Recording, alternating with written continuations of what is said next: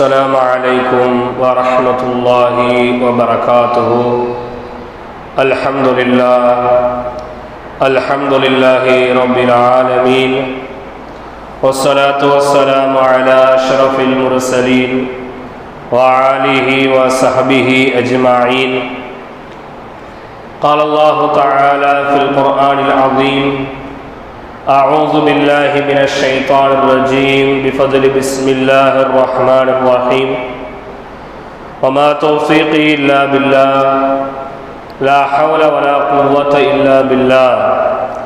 سبحانك لا علم لنا إلا ما علمتنا إنك أنت العليم الحكيم. قال نبينا وسيدنا وشفيعنا وحبيبنا وقرة أعيننا وثمرة فؤادنا سيدنا محمد صلى الله عليه وسلم: الكريم إذا وعد وفى. صدق نبينا سيد البشر صلى الله عليه وسلم. الحمد لله. சர்வ புகழும் புகழ்ச்சியும் அகிலத்தாரின் அதிபதியாகிய அல்லாஹ் ஒருவனுக்கே உரித்தாகுக. அவனது சாந்தியும் சமாதானமும் சன்மார்க்கம் ஏந்தி வந்த சர்தார் முஹம்மது முஸ்தபா ஸல்லல்லாஹு அலைஹி வஸல்லம் அவர்களின் மீதும், அவர்களின் வாழ்க்கையின் அடிச்சுவடுகளை தங்களது வாழ்க்கையின் லட்சிய பாதையாக எடுத்துக்கொண்ட சத்திய சஹாபாக்கள், நல்லோர்கள், நாதாக்கள், மேலும் ஜும்மாவிற்கு வருகை தந்திருக்கின்ற, வருகை தர இருக்கின்ற அனைவர்களின் மீதும் ஏக இறைவனின் சாந்தியும் சமாதானமும் என்றென்றும் வற்றாத நிலைமையில் நிரப்பமாக நிலவட்டுமாக.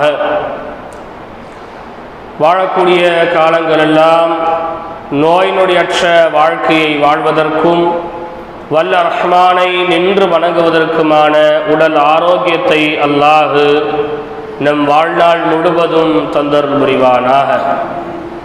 கணித்திற்குரிய அல்லாஹ்வின் நல்லடியார்களே, தொடர்படியாக இன்று 8வது வாரத்தை நாம் அடைந்திருக்கின்றோம்.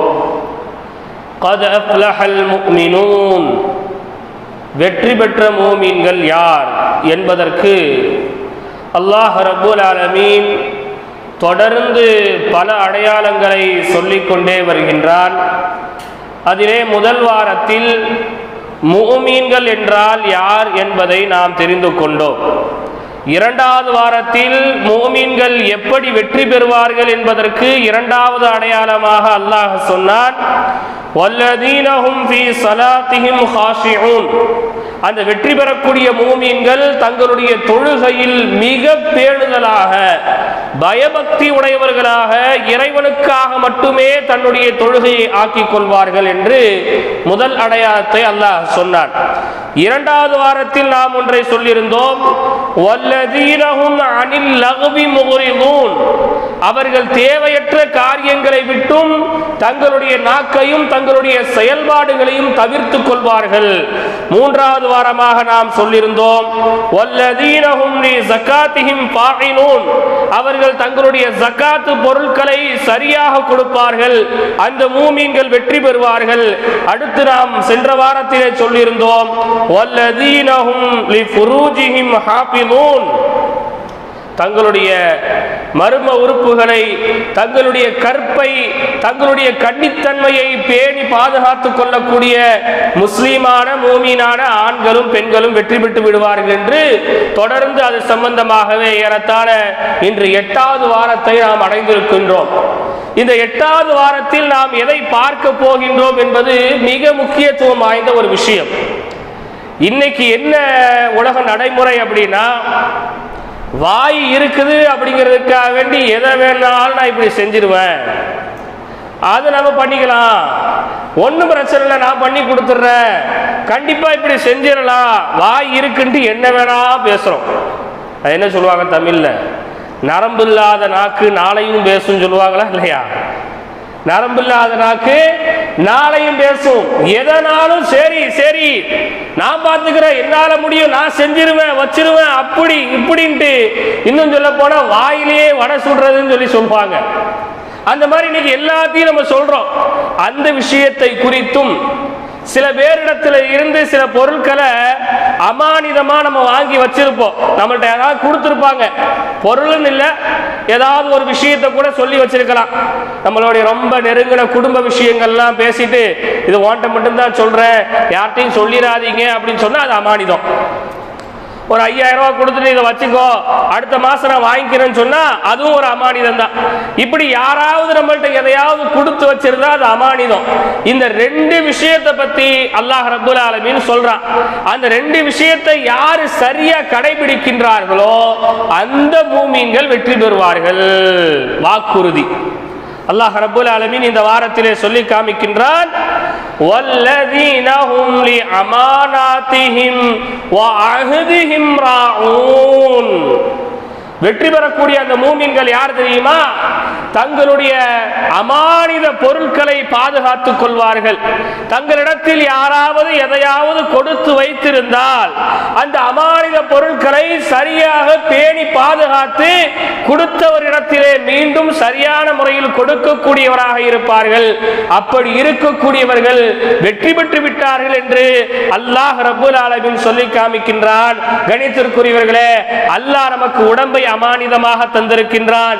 இந்த வாழ்க்கையை அமானிதமாக அல்லாஹ் தந்திருக்கின்றான். இந்த உலகத்திலே நம்மளுடைய ஒவ்வொரு செயல்பாடுகளையும் அல்லாஹ் அமானிதமாக தந்திருக்கிறான்.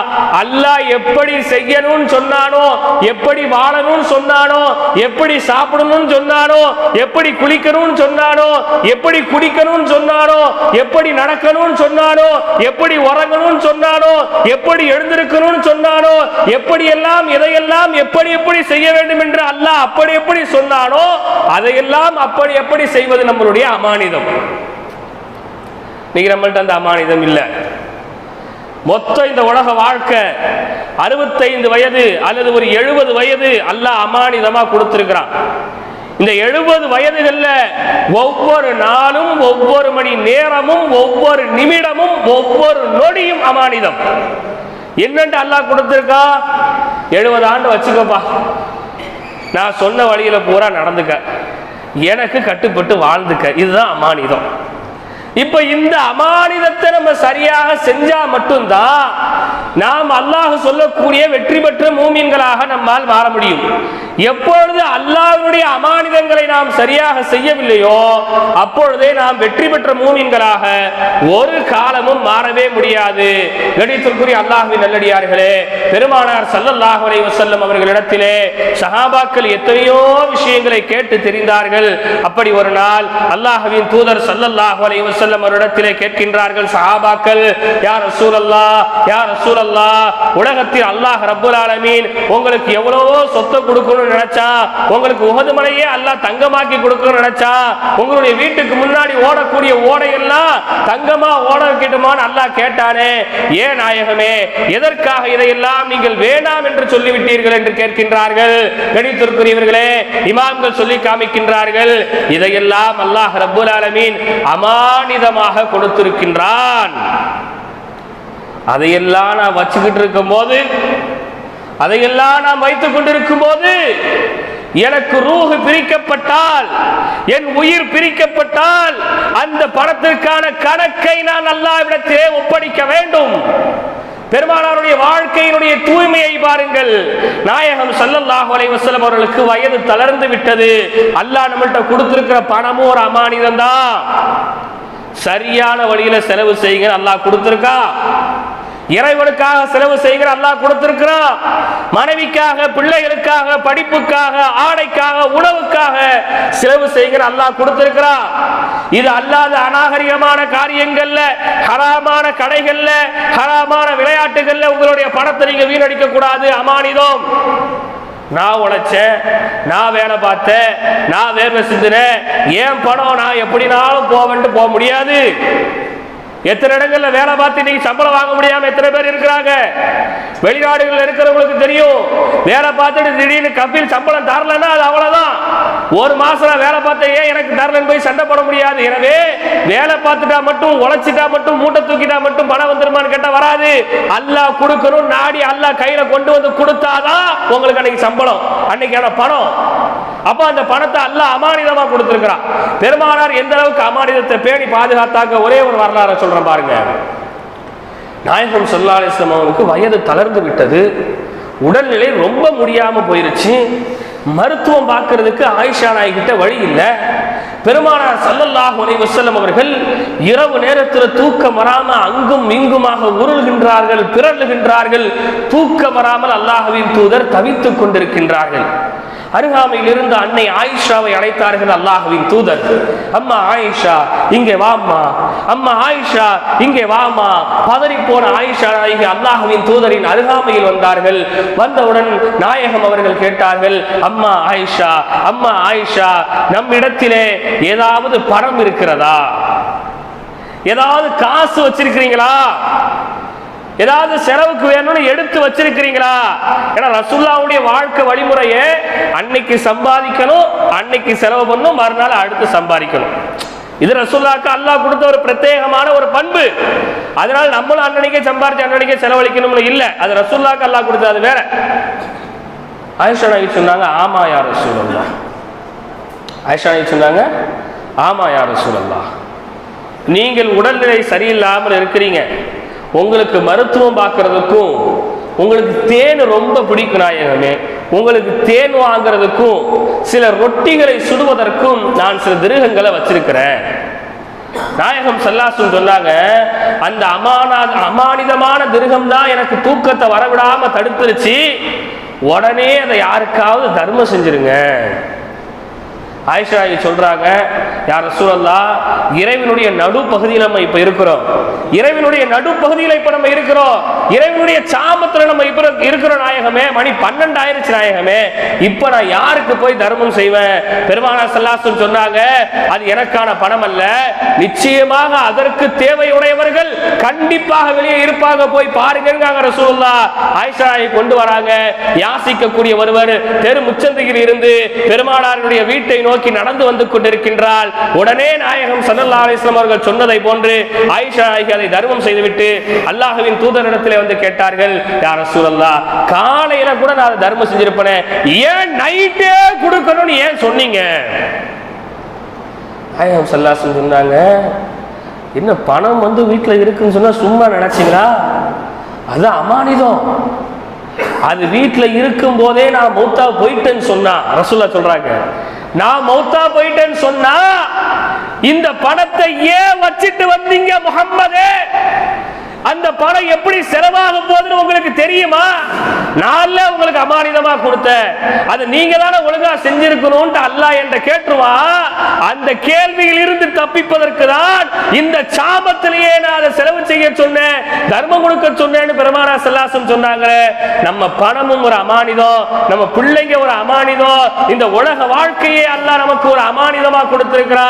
அவன் செய்ய சொன்ன வழிமுறைகள் அதை நம்ம செய்யும் போதுதான் வெற்றி பெற்ற ஒரு முஸ்லிமாக மூமீனாக நம்ம மாற முடியுமே தவிர, இறைவன் சொன்ன வழிமுறைகளுக்கு மாற்றங்களை உண்டாக்கும் போது நமது இம்மையும் மறுமையும் நாசத்திற்குரியதாக மாறிவிடுகிறது.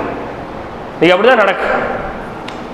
அல்லாஹ் ரப்பல் ஆலமீன் செல்வம் செல்வம் செல்வம் ஓடக்கூடியவங்க நல்லா விளங்கிக்குங்க. துட்டு எப்போ அதிகமாக கிடைக்கும், பணத்துல எப்போ பரக்கத்து ஏற்படும்? ராப்பகல உழைச்சாவா, ரொம்ப வேலை பார்த்தாவா? 500 ரூபா வேலை பார்க்குற இடத்துல 1000 ரூபாய்க்கு வேலை பார்த்தா துட்டு கிடைக்குமா? அல்லது 1000 ரூபா வேலை பார்க்குற இடத்துல 2000 ரூபாய்க்கு வேலை பார்த்து 100 ரூபா வட்டிக்காரன்ட்ட கொடுத்தா நமக்கு துட்டு பறக்கத்து வந்துருமா? வரவே வராது. எப்போ உங்க தர்மம் அதிகரிக்கும், எப்பொழுது உங்களுடைய செல்வம் அதிகரிக்கும்? அல்லாஹ் ரப்பல் ஆலமீன் சொல்லி காமிக்கின்றான், யம்ஹகுல்லாஹுர் ரிபா, வட்டியின் மூலமாக உங்களுடைய செல்வத்தை நாம் கொஞ்சம் கொஞ்சமாக அழிச்சுக்கிட்டே இருக்கிறேன். நீ நினைக்கிற லோன் போட்டு நான் டிவி எடுத்துட்டேன், நீ நினைக்கிற லோன் போட்டு ஒரு பிளாட்டை கட்டிட்டேன், நீ நினைக்கிற லோன் போட்டு ஒரு மனையை வாங்கிட்டேன், லோனை போட்டு வீட்டை கட்டிட்டேன், அதை பண்ணிட்டேன், இதை பண்ணிட்டேன், ஏதோ நான் வாழ்க்கையில முன்னேறி போய்கிட்டே இருக்கிறேன் நீங்க நினைக்கலாம். ஆனா அல்லாஹ் சொல்றா, யம்ஹகுல்லாஹுர் ரிபா, நிச்சயமா வட்டியின் மூலமாக வரக்கூடிய பணத்தை நான் அழித்தே தீருவேன். வ யுர்பிஸ் ஸதகாத், நீங்கள் கொடுக்கக்கூடிய தர்மத்தின் மூலமாகத்தான் உங்களுடைய பொருளாதாரத்தை நான் உயர்த்தி கொண்டே இருக்கின்றேன் என்று அல்லாஹ் சொல்றானே. இன்னைக்கு நம்ம எவ்வளவு வீண் செலவுகள்ல அல்லாஹ் அமானிதமா கொடுத்த பொருட்களை நம்ம செலவழிச்சுக்கிட்டு இருக்கிறோம். அது மாத்திரம் அல்ல கண்ணியத்திற்குரியவர்களே, யார் ஒருவர் கடன் வாங்குகின்றாரோ அந்த கடன் அவருக்கு அமானிதம். கடன் வாங்குற விஷயத்தை இன்னைக்கு பாருங்க, கொஞ்சம் யோசிச்சு பாருங்க சகோதரர்களே.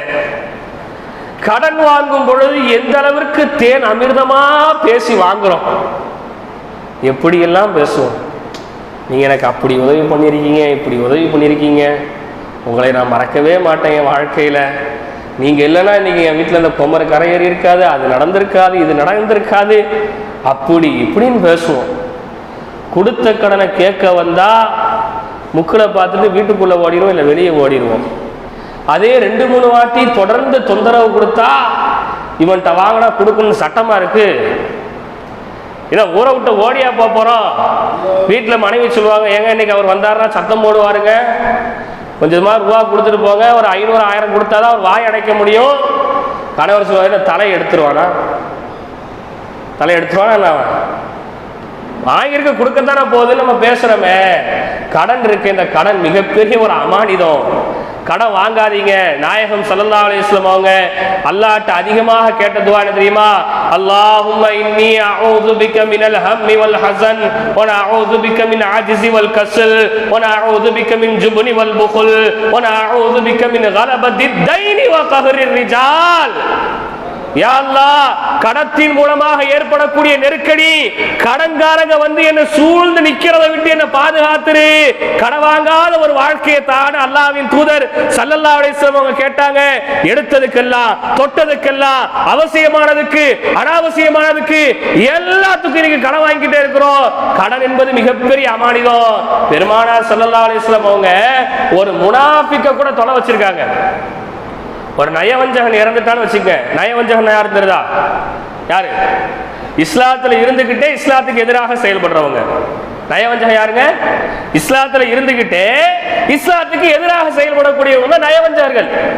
நயவஞ்சகன் இறந்து விட்டால் கூட அல்லாஹ்வின் தூதர் ஸல்லல்லாஹு அலைஹி வஸல்லம் அவர்கள் தொலை வச்சிருக்கிறாங்க. தொலை வைக்க போகும்போது உமர் ரலியல்லாஹு அன்ஹு ஒரு வாட்டி ரசூலுல்லாஹ் பின்னாடி பிடிச்சு இழுத்தாங்க. இழுத்த இழுப்புல ரசூலுல்லாஹ்வுடைய ஜிப்பா கிழிஞ்சிருச்சு. இழுத்த இழுப்புல என்ன செஞ்சிருச்சு? ரசூலுல்லாஹ் ஜிப்பா கிழிஞ்சிருச்சு. யார் ரசூலுல்லாஹ், நயவஞ்சகனுக்கு போய் நீங்க தொலை வைக்கிறீங்களே, எப்படி இது சாத்தியமாகும்? அவன் நமக்கு எதிராக செயல்பட்டவன். ரசூலுல்லாஹ் சொன்னாங்க, நான் அவனுக்கு துஆ செஞ்சுட்டு அல்லாஹ் அவன் பாவத்தை மன்னிச்சு சொர்க்கம் போயிடுவான், போட்டுங்க. ஆனா கடன்கார மையத்து விழும்போது 1 லட்சம் ரூபாய் கடனோட ஒருத்தர் மௌத்தா போயிட்டார்னா அவருடைய கடன் அடைக்கப்பட்டதற்கு பிறகு அல்லது அவருடைய கடனுக்கு உரிமையாக ஒரு ஆள் பொறுப்பெடுத்ததுக்கு பிறகுதான் பெருமானார் ஸல்லல்லாஹு அலைஹி வஸல்லம் அவர்கள் அந்த மனிதருக்கு தொலை வைத்துள்ளார்கள் என்பதாக வரலாறு நமக்கு சொல்கிறது. இன்னைக்கு சர்வ சாதாரணமாக கடன் வாங்குவது பெரிதல்ல, வாங்கிய கடன் மிகப்பெரிய அமானிதம். அது ஒழுங்கான முறையில் நம்ம செலுத்தணும். அதே நேரத்தில் கடன் தந்தவர்கள் ஆபாசமான பேச்சுக்களை ஈடுபடுவது, அவசியமற்ற சண்டைகளில் ஈடுபடுவது அல்லாஹ்வின் கோப பார்வையை உங்கள் மீது உண்டாக்கி கொண்டே இருக்கும். பெரிய அமானிதம் கடன். நீ கடன் விஷயத்துல, கொடுக்கல் வாங்கல் விஷயத்துலதான் இன்னைக்கு சொந்த பந்தமே விலகி போயிருது. 10,000 ரூபாய் கொடுக்கல் வாங்கல்ல பிரிஞ்சு போன அக்கா தங்கச்சி எத்தனை பேர் தெரியுமா? எத்தனை பேர் இருக்காங்க? அமானிதங்க. ரசூலுல்லாஹ் ரொம்ப தெளிவாக சொன்னாங்க, நாளைய ஒரு நாள் வரும், அந்த நாளிலே மக்கள் எல்லாம் மண்டு மாளிகைகளை வைத்திருப்பார்கள், பெரிய பெரிய சொந்த வீடு கட்டிடுவாங்க, ஆனா ஒரு ஜான் இடத்துக்கிட்ட அடிச்சுக்கிட்டு சாவாங்க. நடக்கா இல்லையா? எவ்வளவு தான் இருந்தாலும் நம்ம அக்காக்கு தானே கொடுத்துருக்கோம் அப்படின்னு சொல்லி இவரு விட்டு கொடுக்க மாட்டாரு. நம்ம தம்பிட்ட தானே வாங்கியிருக்கோம் திருப்பி கொடுத்துருவோம், அக்காவும் ஒத்து வர மாட்டாங்க. இப்படி அமானிதத்தை பேணி பாதுகாக்காத மூமின்கள் ஒரு நாளும் வெற்றி பெறவே முடியாது என்று பெருமானார் ஸல்லல்லாஹு அலைஹி வஸல்லம் சொல்லி காமித்தார்கள். இப்போ உலக வாழ்க்கையே நமக்கு ஒரு அமானிதம் தான், அதை முழுமையாக நம்ம பேணி பாதுகாக்கணும்.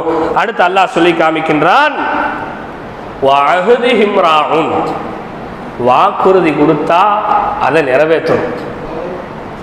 வாக்குறுதி என்னது? கையை தூக்கி நான் ஆட்சிக்கு வந்தால் இந்த தெருவுக்கு பெரிய லைட்டு போட்டு தந்து, அது பேர் வாக்குறுதி இல்லை. நாளைக்கு வாரியலா கோதர்பாயம் கேட்டால் வார அப்படின்னா அது வாக்குறுதி, அவ்வளோதான். வாரீங்களான்னு கேட்டா வாரேன்னு சொல்லிட்டா வாக்குறுதி.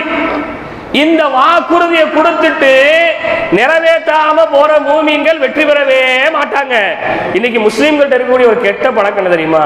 எங்கேயாவது ஒரு இடத்துக்கு போக விருப்பம் இல்லைன்னா இன்ஷா அல்லாஹ் பாப்போம், ஒன்று வாரேன்னு இல்ல வரலன்னு. இந்த பாப்பம்ங்கிற வார்த்தை யாருக்கு கண்டுபிடிச்சான்னு தெரியல. பாப்போம்னா என்ன, போய் வாரன்னு அர்த்தமா வரலன்னு அர்த்தமா? சரி பாப்போம்னு சொல்லிட்டாரே வந்துருவாரே நம்பி இருப்போம். மறுநாள் பார்த்து என்னங்க வரல, நான் என்ன சொன்னேன் சத்து இன்ஷா அல்லாஹ் சொன்னேன், அல்லாஹ் நாடுனான்னு சொன்னேன், அல்லாஹ் நாடலை, அதனால நான் வரல அப்படின்னு என்ன செஞ்சிடறோம், நம்ம சொல்லிடுறோம். இல்லை, ஒரு வாக்குறுதியை உங்கள் மனைவிட்டையோ உங்கள் பிள்ளையிட்டையோ உங்கள் உடன் பிறந்தார்களிடத்திலோ உங்கள் அண்டை வீட்டாரிடத்திலோ உங்கள் நண்பர்களிடத்திலோ உங்களுக்கு நெருக்கமானவரிடத்திலோ உங்களுக்கு தூரமானவரிடத்திலோ உங்களுடைய முதலாளியிட்டோ உங்களுடைய வேலைக்காரர்களிடத்திலோ யார்கிட்ட எந்த வாக்குறுதி கொடுத்தாலும் அதை நிறைவேற்றியே தீர வேண்டும். பெருமானார் ஸல்லல்லாஹு அலைஹி வஸல்லம் சொன்னாங்க, அல் கரீமு இதா வஅத வஃபா. உண்மையான ஒரு சங்கையான மனிதன் யார் தெரியுமா? மதிக்க தகுதியான ஒரு மனிதன் யார் தெரியுமா? கண்ணியம் கொடுக்க தகுதியான ஒரு மனிதன் யார் தெரியுமா? கொடுத்த வாக்குறுதியை காப்பாற்றுற மனுஷனுக்கு தான் மரியாதை இருக்குன்னாங்க ரசூலுல்லாஹ். கொடுத்த வாக்குறுதியை காப்பாற்றுறவனுக்கு தான் கண்ணியம் இருக்குன்னு சொன்னாங்க ரசூலுல்லாஹ். இன்னைக்கு எத்தனை வாக்குறுதி, எத்தனை பொய், எத்தனை பித்தலாட்டை, எத்தனை ஃப்ராட் அடிக்கிறோம். நம்ம சொரணையில் இருந்துட்டு தென்காசியில இருந்து இந்தா வந்துட்டேன், தெருக்குள்ள நிக்க, வீட்டு வெளியவா, இந்த திரும்பிட்டேன் பாரு, இதெல்லாம் என்னது? இதெல்லாம் நம்ம நினைக்கிறது சின்ன விஷயம் தானேன்ட்டு. இதெல்லாம் ஒரு பாவம், பொய் சொல்றதெல்லாம் ஒரு பாவம். பெருமானார் ஸல்லல்லாஹு அலைஹி வஸல்லம் சொன்னாங்க, கிதுபு யஅகுலுல் ஈமான். நீங்க சொல்ற ஒரு பொய் உங்களுடைய ஈமான் அப்படியே கொஞ்சம் கொஞ்சமா தின்றோம். ரசூலுல்லாஹ் எவ்வளவு அழகா உதாரணம் சொன்னாங்க பாருங்க. ஒரு விரவு கட்டை இருக்கு, தீயை வச்சு விட்டீங்கன்னா இந்த விரவு கட்டையை தீ என்ன செய்யும்? அப்படியே கொஞ்சம் கொஞ்சமா அரிச்சு ஒன்றும் இல்லாமல் கறிக்கட்டே ஆக்கிரும். நீங்க சொல்ற ஒவ்வொரு பொய்யும், நீங்க கொடுத்துட்டு நிறைவேற்றாத ஒவ்வொரு வாக்குறுதியும் உங்களுடைய ஈமான கொஞ்சம் கொஞ்சமா அழிச்சிடும் சொல்லி பெருமானார் ஸல்லல்லாஹு அலைஹி வஸல்லம் சொல்லி காமிச்சாங்களே. கணித்திற்குரியவர்களே, அப்ப மூமீன்கள் வெற்றி பெறக்கூடிய மூமீன்களுக்கு தொடர்ந்து அல்லாஹ் நிறைய அடையாளங்களை சொல்றான். 8 வாரமாக இதை நாம் தொடர்ச்சியாக பேசிக் கொண்டிருக்கின்றோம். அவன் மாற்றங்களை கொண்டு வர முயற்சிக்கணும். உண்மையான ஒரு முஸ்லீம் என்பவர், உண்மையான ஒரு மூமின் என்பவர், இறை வசனங்கள் ஓதப்பட்டால் ஜாதத்துஹும் ஈமானா, அவங்களுடைய ஈமான் அதிகரிக்கணும். இறைவனுடைய வேத சொற்களை கேட்டா ஈமான் என்ன செய்யணும்? அதிகரிக்கணும். மாற்றுறதுக்கு மாறுறதுக்கு நம்ம முயற்சி பண்ணணும். முயற்சி பண்ணணுங்கிற அவசியம் கூட இல்லைங்க, மாறணும்னு முதல் நினைக்கணும். பேசுறோம், இல்லை தொலைவாங்க, அதை பண்ணுங்க இதை பண்ணுங்க அப்படின்னு நம்ம பேசுறோம். இங்க இருந்து போயிட்டு சாப்பிட்டு நினைக்கணும், முடிஞ்சா அசனுக்கு போகுமே அப்படின்னு ஒரு எண்ணமாவது வரணும். வருமா நமக்கு? இன்ஷா அல்லாஹ் கண்டிப்பா அப்படி ஒரு எண்ணத்தை நம்ம என்ன செய்யணும்? வரவேற்கணும். மாற்றுறதுக்கான வழிகளை நம்ம தொடர்ச்சியாக உண்டாக்கி கொண்டே இருக்கணும். இன்ஷா அல்லாஹ் தொடர்ந்து அடுத்த வாரங்களில் வெற்றி பெற்ற மூமின்களுடைய அடையாளங்களை நாம் தொடர்ச்சியாக சொல்ல இருக்கின்றோம். திருநெல்வேலி பேட்டையிலிருந்து நிஸ்வான் மதரசாக்காக உதவியை நாடி நம்ம பள்ளிக்கு வருகை தந்திருக்கிறாங்க.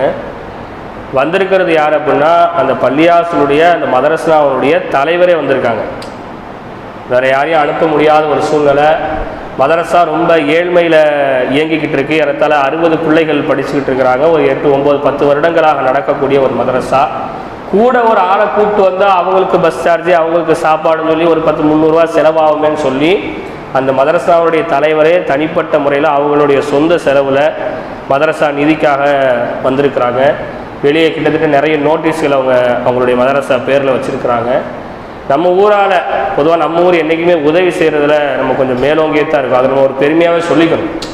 நம்மள்கிட்ட ஒன்றுக்கும் வழி இல்லைன்னு சொன்னாலும் கூட நம்மள்கிட்ட இருக்கிறத கொடுத்து சிறப்பாக செஞ்ச அளவுக்கு தான் நம்ம ஊர் இருக்குது.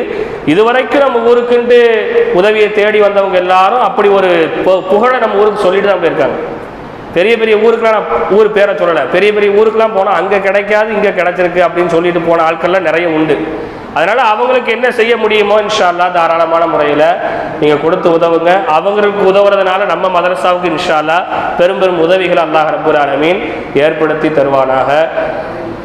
இந்த பழமையாக சொல்கிறது தான், ஷாபானுடைய மாதம், இது ரஜபனுடைய மாதம், ரஜபம் முடிய போது அடுத்து ஷாபானுக்கு அடுத்து நோன்பு. இந்த நோன்பை அடைகிறதுக்கு ஒரு சின்ன பிளான் ஒன்று போடுங்க. ஒவ்வொருத்தவங்களும் நோன்பை எப்படி நம்ம கழிக்க போகிறோம், எத்தனை நோன்பு வைக்க போகிறோம் அப்படி கணக்கு பண்ணுவோம்.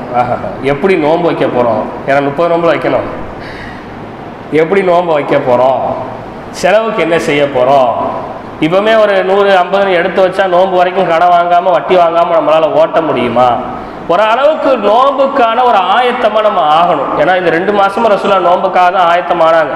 அப்படி ஆயத்தமானதுனால தான் அல்லாஹ் பாரிக்லனா ஃபீ ரஜப வ ஷஅபான்ங்கிற துஆவை தொடர்ச்சியாக ஓதுனாங்க.